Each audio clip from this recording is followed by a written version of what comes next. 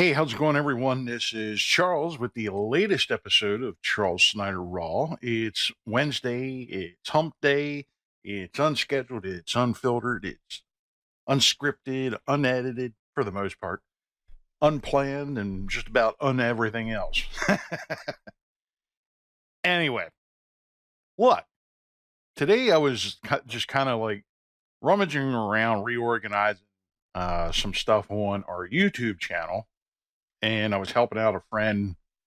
Um, who's having a bit of a quandary, bit of a problem with a marketing campaign that she's developing for another customer. So I spent the better part of the day, on the phone, just kind of farting around, and I realized it's like, hey, two things happen. Number one, I never uploaded the video from yesterday, and number two, I still didn't make the video from today. I was like, ooh, shizzle. I need to get to work. Anyway, it's not an excuse. I screwed up. I got it up.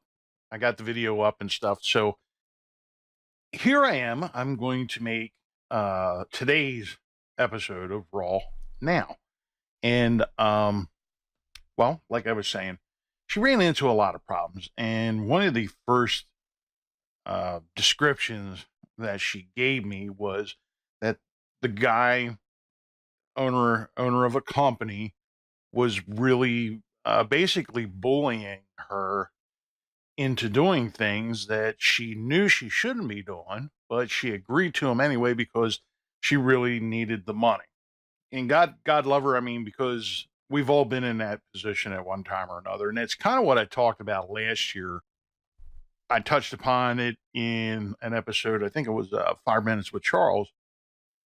That I said sometimes you got to fire a customer. You got to know when to fire a customer because it doesn't matter. It doesn't matter how much money you make from some people because they are just going to make your life absolutely miserable. If you are providing some kind of a service as a business, it doesn't matter what the business is. Every once in a while, you run across some very special people who don't tread very lightly on anything or anyone anywhere. And those kind of people are not worth the money. And that goes back to talked about, last year I had talked about what I call the asshole scale. I talked to Ann about it, and, any future people that we bring on to the team, they're going to get the same kind of talk because there are just some people out there that no matter how much money you're making off of them, whether it's, $10 for something or $10,000, they just sap the life and the energy out of you. You can't stand working with them. It just makes everything so much worse.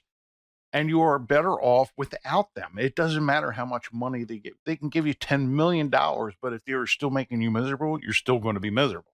What's the point? So the general idea here is, and I told my colleague this, her name, I'll call her Jay. Well, actually, her nickname is Jay, so I'll just go from there. But I told Jay, I felt bad for her. I really do, because she's in a bit of a situation where, she's looking to bring on more customers, just like we are. I mean, everyone's looking for more customers. There's nothing new about that. But she was so desperate to get a customer that she is willing to circumnavigate some stuff, not do things that she knows, because she's been through some of the same training that I have.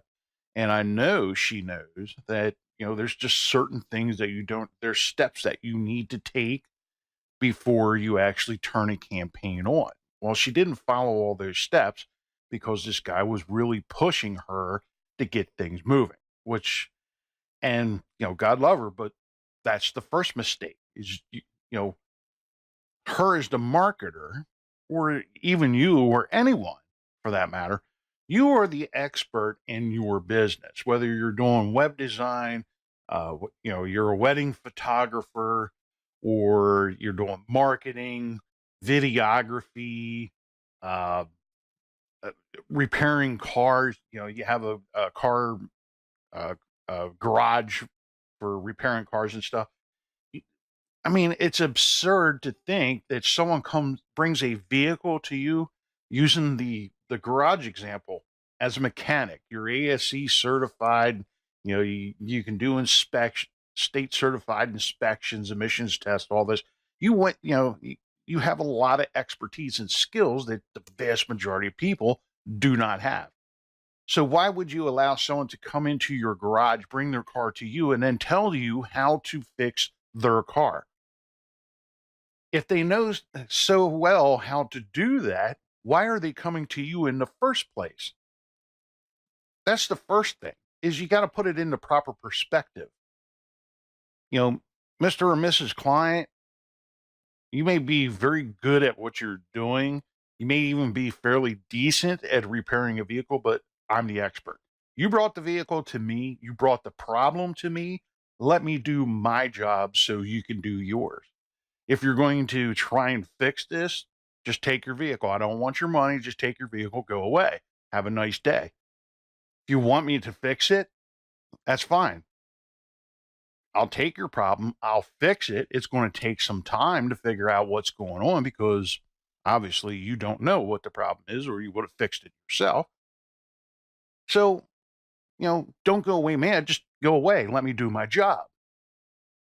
For the same, and the same thing applies to what Jay's facing with this character is, he owns a business. He's had it for a while.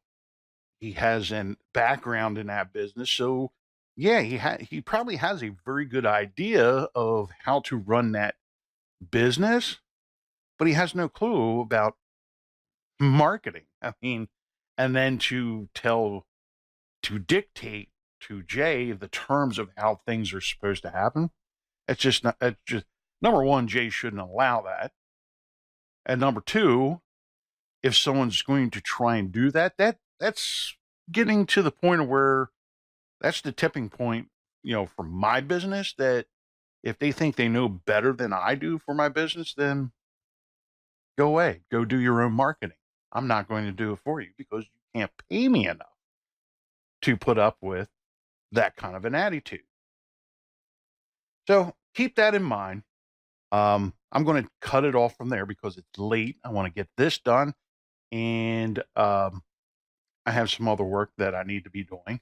So in the meantime, I hope you're having a great week. I hope you take this to heart. I hope it helps some of you. And Jay, if you watch this, I'm sorry, but that's the way it is. You shouldn't allow this guy to bully you because you know better. You have the knowledge and skills that he doesn't. That's why he came to you to begin with. So with that being said, have a great night. Love, peace, and chicken grease.